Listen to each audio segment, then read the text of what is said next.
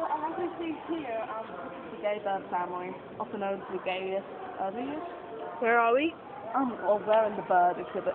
And, this one's named Alfred, Frederico, Eduardo. And as you see, this is, the gay behavior. His name is Torres Strait Pigeon, also known as Mark. He's very against them, as you see in the eyes. His eyes, he doesn't really like them.